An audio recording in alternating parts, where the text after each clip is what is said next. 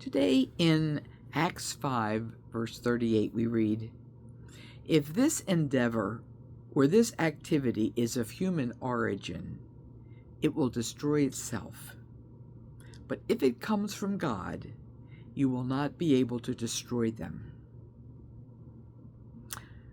Usually, this is a season of hope and new life.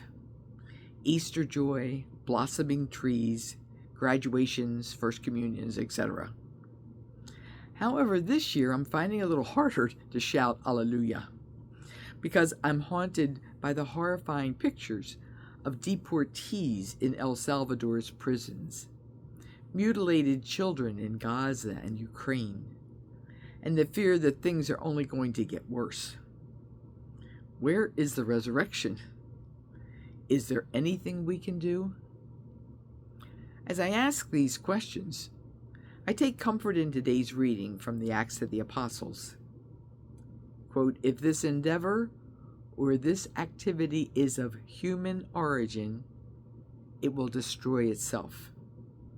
But if it comes from God, you will not be able to destroy them." The disciples offer us a model for coping with what's happening now, because they passed through a period of despair following the crucifixion. As proclaimed in a prayer service recently, on Good Friday, everyone thought it was over.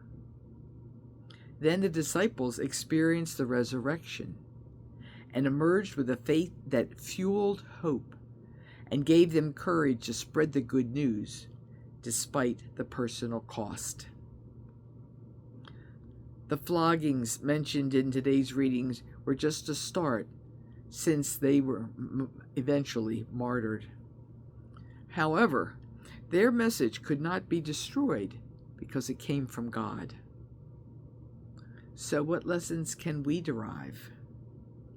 Above all, we must never abandon the hope that gives us the courage to live the gospel and act as an apostle.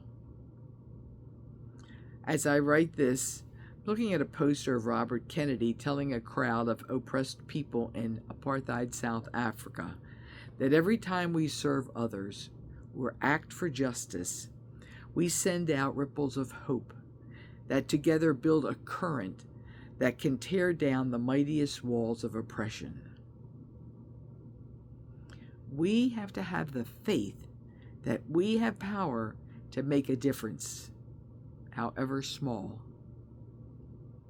During Vietnam, peace activist Daniel Berrigan, SJ, asked himself if he was drowning in bad news because he was failing to be good news. We should start the journey back to hope by asking how we can become good news to others. Since cruelty seems to motivate the treatment of migrants, the poor, people of color, and people with disabilities, how can we combat that?